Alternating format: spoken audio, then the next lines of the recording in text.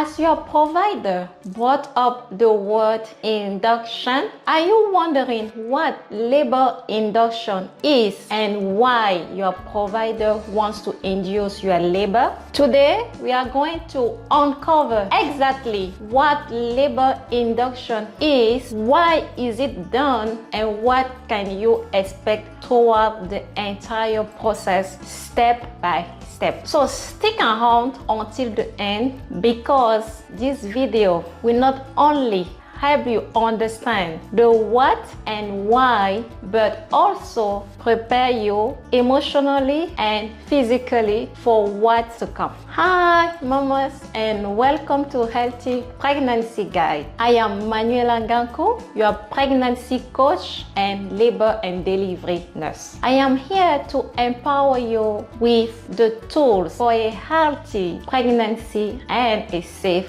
delivery. Before we dive in, go ahead and grab your tea, a piece of paper, and a pen. This video is going to be packed with things every mama should know before saying yes to an induction. Before we discuss today's topic, mamas, I want to share something close to my heart. I remember coaching a first-time mom who was constantly exhausted, skipping meals, barely sleeping, and she said, I am so focused on my baby that I forget about me. Her statement broke my heart, because your well-being is just as important as your baby's well-being. So that is why I created a daily health checklist, a simple free tool to help you stay on track with your nutrition, rest, hydration, and movement. So it takes just 1 minute a day, but it brings awareness,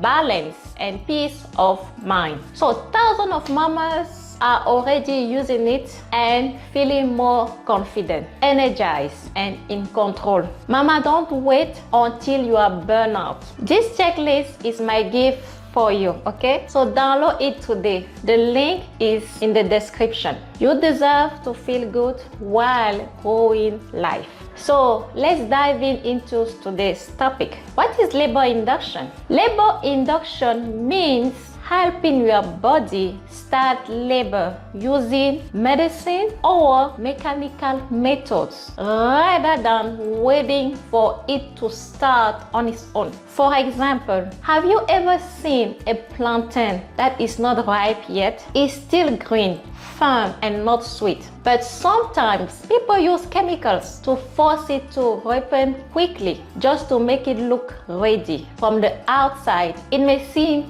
yellow or soft, but when you open it, it's not quite there. It doesn't taste as good and it might even cause discomfort when eaten. That is kind of like inducing labor when your body is not naturally ready. So your cervix, just like that green plantain, may still be firm and closed. So your doctors or midwife may use medication or methods to force your body to ripen for labor. And sometimes it works beautifully, but sometimes it can lead to longer labor, more pain, and even the need for a C-section if your body just isn't ready. Did you know that labor induction has become much more common over the years?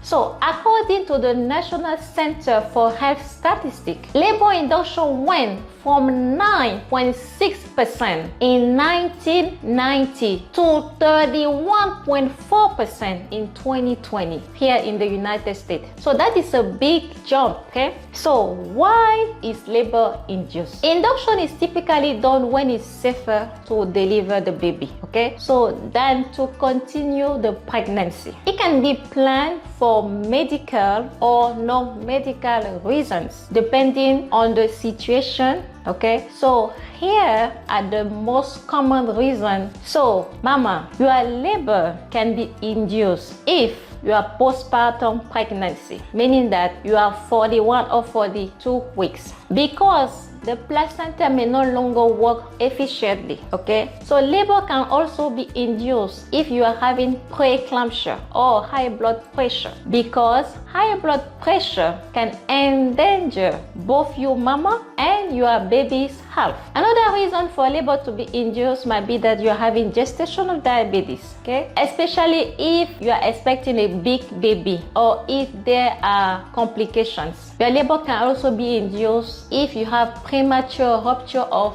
membrane, meaning that your water breaks before labor starts. Another reason for induced your labor might be due to infection of the uterus, called chorioamnionitis. Poor fetal growth is another reason. Decreased fetal movement or history of stillbirth. So those are the common reasons why your provider might induce your labor. Now, when is labor induction done? So it depends on your pregnancy and your overall health, okay? Most induction happen at 39 weeks or after 39 weeks. Usually when it is considered safe, but in serious medical cases like severe preeclampsia, type 2 diabetes, or fetal distress, induction might happen as early as 37 weeks or even sooner. So what can you expect during induction?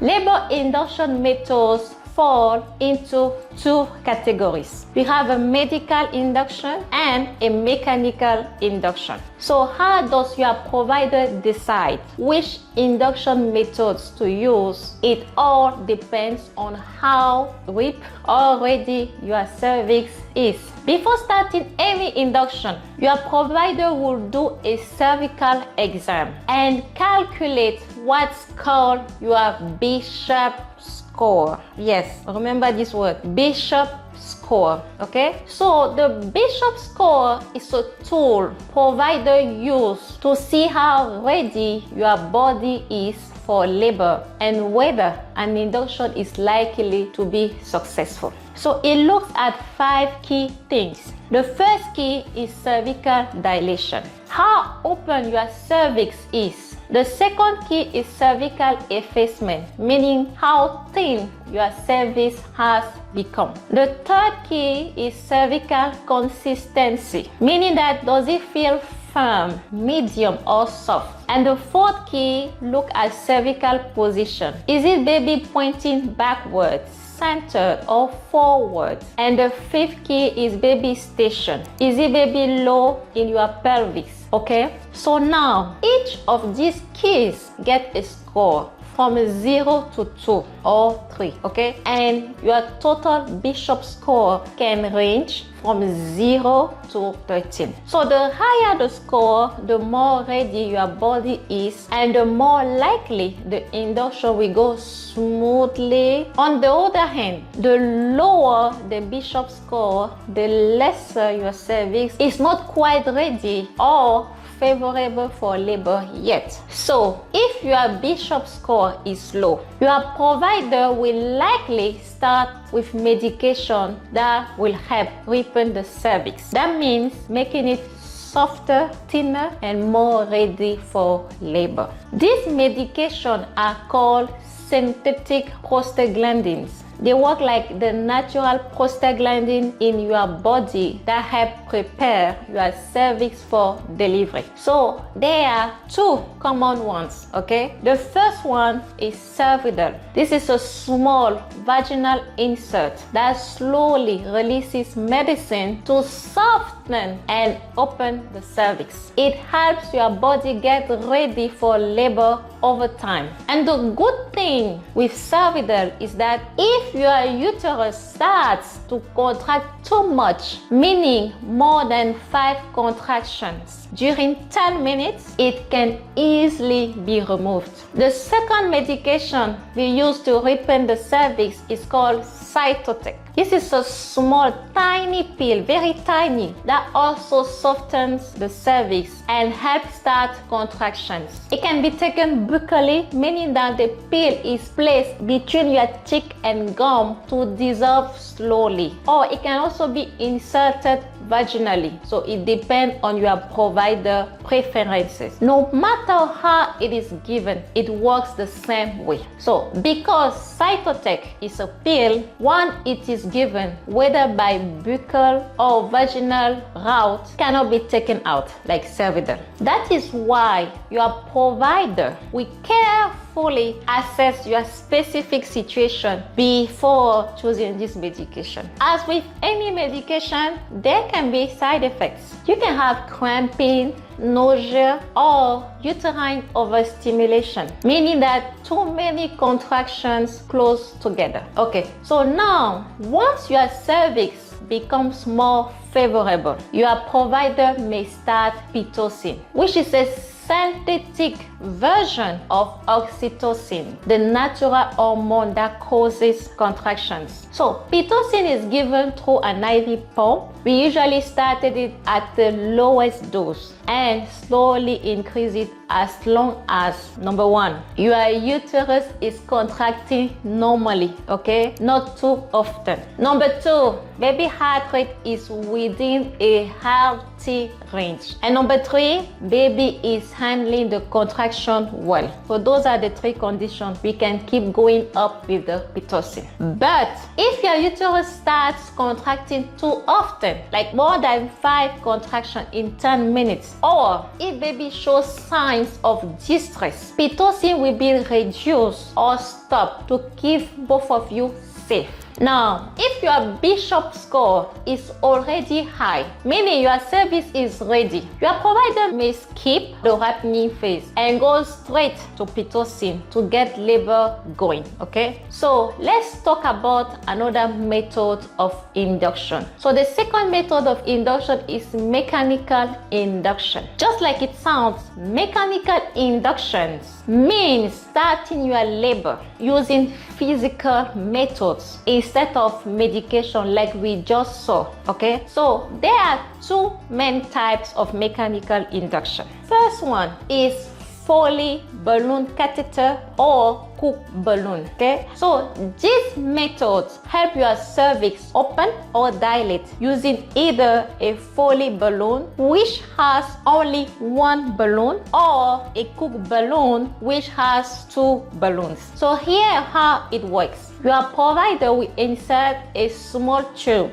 with 1 or 2 balloons called a Foley, like I said, or a Cook catheter into your cervix. So the balloons are then inflated with normal saline to apply gentle pressure on the cervix. So this pressure helps your cervix soften, thin out, and start to dilate. The catheter can stay in place for a few hours or until it falls out on its own. Usually when your cervix reach about 3 to 5 centimeters dilated. So like with everything, there are risks. So there are a couple of risks with this method. You are at risk of infection, okay? Since the catheter is being placed into your body, and also with the catheter in place, you can have cramping or pressure after the balloon is inserted. Okay, now the second mechanical induction is artificial rupture of membrane or breaking your water. So this is when your provider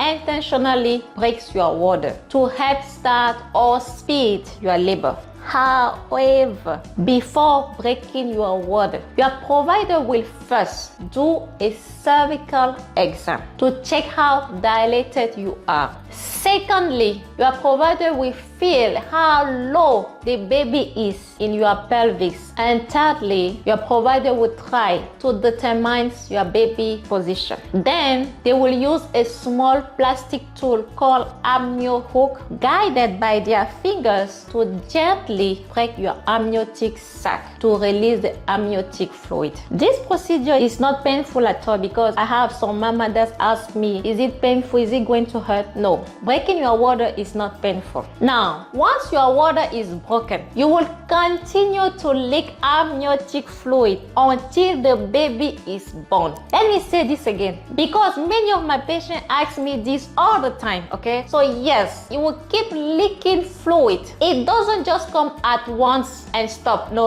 It will keep leaking until your baby is born, okay? So note that amniotic fluid is not just a liquid. It actually contains natural prostaglandins, which help also soften and prepare the cervix for labor. So when your water breaks, it's not just about the fluid coming out. It also helping your body get more ready for birth. Plus, once the water is broken, your baby head will press more firmly against the cervix, triggering your body to release more oxytocin. Oxytocin, which is the hormone that naturally strengthens contraction, okay? So that is why for many mamas, labor speeds up after their water breaks. Now, you might ask yourself if there are any risk of breaking your water, and the answer is yes. The biggest concern once your water is broken is umbilical cord prolapse. So this happens when the umbilical cord slips down in front of the baby head. And if that happens, the baby head can compress on the cord, cutting off blood flow. So as you might guess, this is an emergency, okay? So if this happened to you, this is an emergency that will require an immediate C-section, unfortunately. So therefore, to reduce the risk of umbilical cord prolapse, your provider will always check baby's position first. So if baby is too high in the pelvis, they may wait or choose a different induction method. Okay, so now let's look at the possible consequences of labor induction. So while induction can be a helpful and even life-saving option, in certain situations, it is important to be aware of some potential risks and outcomes, especially when the body is not fully ready for labor yet. So here's what you should know. Mama, you can have stronger or more painful contractions